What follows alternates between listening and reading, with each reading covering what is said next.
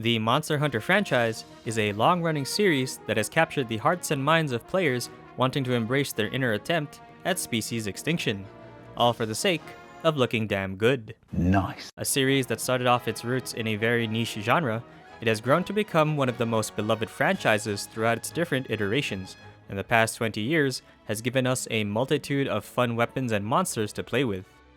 Initially starting on the PlayStation 2, Monster Hunter was a very popular game with the Japanese audience, but didn't really have the same impact with the Western market, due to its rather uniquely difficult and sometimes lengthy system mechanics.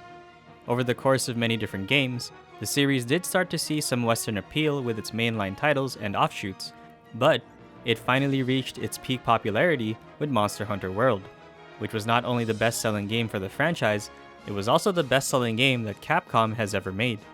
A Monster Hunter game that was accessible for newcomers, but still enjoyable by sticking to most of its traditional roots, the Monster Hunter franchise became widely accepted by many different players alike.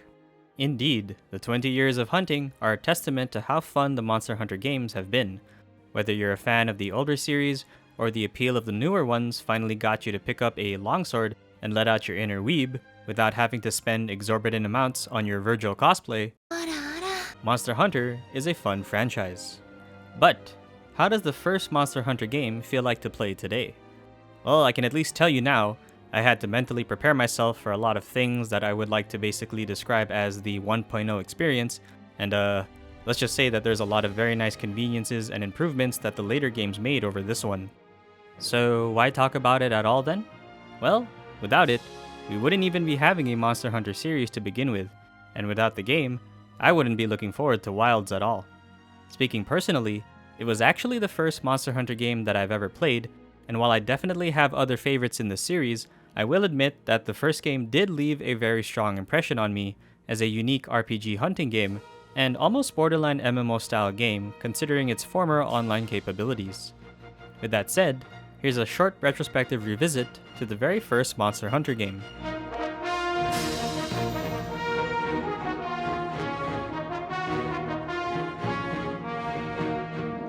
When you begin the game, in typical Monster Hunter fashion, you go through the character customizer to design them the way you want.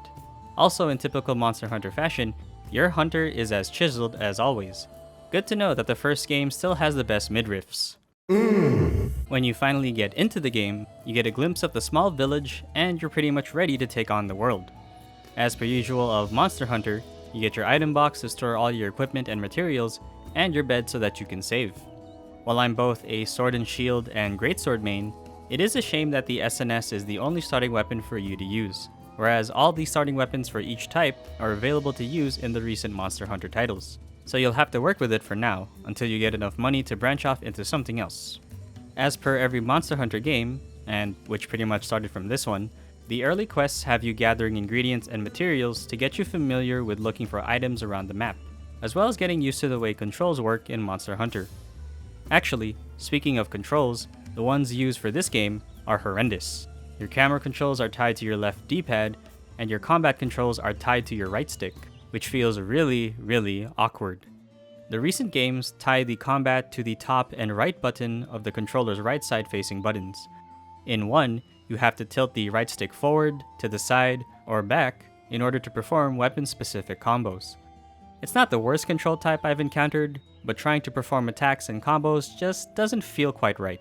Mainly because the right stick has always been exclusively for camera controls. Considering that it's Capcom, I wonder if they're just trying to emulate the fighting game motion in the sense of Street Fighter, but that's just a guess. See you in Street Fighter 6, everybody! Gathering ingredients is pretty standard, but unlike the convenience of the later games where gathering is on the faster side, the game works at a snail's pace. It's the case of you have to interact with the resource node every single time until you literally get told to your face that the node no longer contains anything. Aww. Well, when you've played a good bit of every other Monster Hunter game, well, at least you get to hear the chime of receiving items. The slowness is definitely a result of the quality of life changes that the later games fixed. Gathering materials for some of the things you need can be a bit tedious, since some ingredients share the same nodes as others. This means that you're sometimes dependent on RNG in order to get the number of ingredients that you want. Though if you are coming from World and seeing this for the first time, Be glad you'll never have to experience the pain of having your pickaxes break just for the game to tell you that there is nothing. After feeling a little more confident with the game again, reducing the population of the Velociprey, and being reminded that these exist, it was time to take on the first big bird of the game, the Yian Kutku. This monster was the first large monster of the series that I ever took down, and I was feeling a bit nostalgic to do so again. After getting my stuff stolen by felines, head-butted by moss swines, and humbled by my weapon's sharpness and the Kutku's pirouette, it was back to the grind for a better weapon and my good old greatsword. But first, I needed money. After looking at some quests, it was time to regret my decision of stealing wyvern eggs. See, unlike the later games, carrying the egg is a very delicate operation. The moment you jump off a high ledge, it breaks. The moment you crouch, it breaks. The moment the enemy sneezes on you, it breaks. The moment you accidentally forget that your camera is not on the right control stick, just like my soul, it breaks. That's rough, buddy. So the delicate operation of avoiding enemies and not getting hit somehow feels worse than fighting the Kutku again. But once I avoided the heavy enemy areas, I was home free, and it was a straight shot to the item box. Surprise, motherfucker! Thankfully, I remembered that all you had to do was take out all of the enemies on the same route, and you're free to go straight to the item box. But thank goodness I never have to do anything else like that again. Are you sure about that? One upgraded bone blade and some important thigh protectors later, it was time for round 2 with the big bird. And I just remembered that there is no greatsword charging in this game. That is definitely one of the things that the later games improved upon, which was the variety in movesets that each weapon had, including the greatsword having its charge mechanic. Anyway, a few hits later, and thankfully not getting my stuff stolen by a bunch of felines, Kutku was put down. If there is one thing that I actually still do like about this game, is that the feeling of defeating the large monsters still has the same effect 20 years later. Granted, the controls aren't the best, and the enemy AI is very questionable with how often it spams certain moves, but the feeling of taking down a difficult monster feels rather good. So if anything, the first game is still a testament to how fun it can be to hunt large monsters. Though that is assuming everything else in the game doesn't frustrate you or get you killed. The next big hunt was gonna be the Gypsyros, another oldie that I wanted to kill. So it was time to go to the swamp. While I was fine with remembering its moves and dodging it left and right, these need to go straight to hell. That's actually one thing about this game that drove me crazy. No matter what fight you take, the mobs will always focus on you no matter what.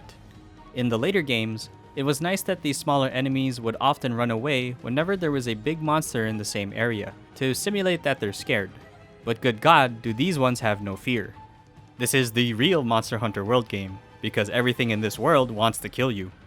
Even when I took a small detour to kill a Cephadrome, these friggin' felines came close to finishing me off. Oh shit, oh shit, oh shit, oh shit, oh shit, oh shit, oh shit! Anyway, after the loud bird finally left the bullshit Fango area, and I could focus on fighting him, I was getting in the groove. You can't fool me, Gypsyros. I know you're just feigning death. This will be the end of— holy shit, that's a lot of damage. A few proper swings later, the Gypsyros was finally dead.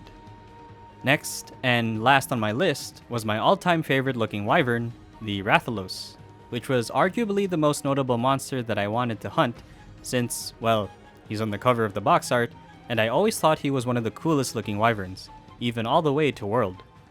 While I wasn't planning to go all the way to the Elder Dragons in this game, as well as some of the later monsters that came after Rathalos, the amount of time I spent hunting at least 3 big monsters was more than enough for me to gauge the overall game again.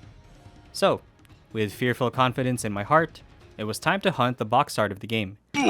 I've beaten him in other incarnations, this shouldn't be too bad. Bye, have a beautiful time.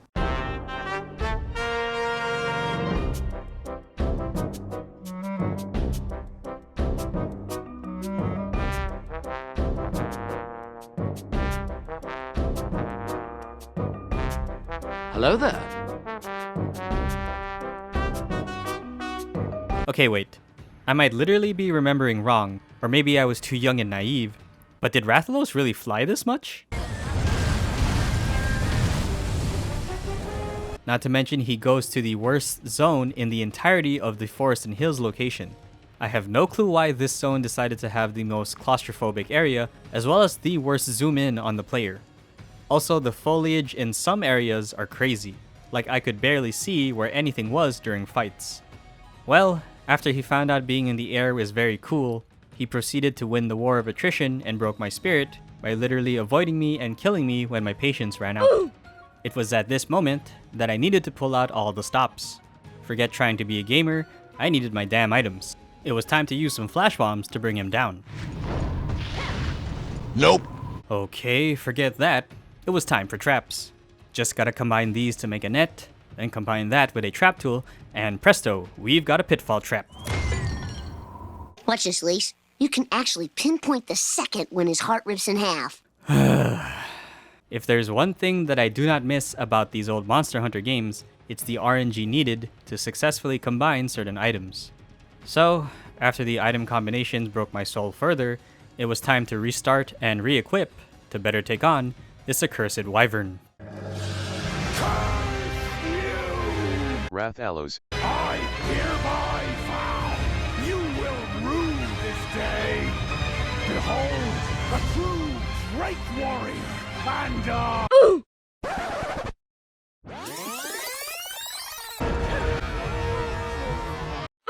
What is with those hitboxes? After so much blood, sweat, and tears, after all the pain and suffering that this wyvern put me through, I was ready to deliver the final blow to this battle.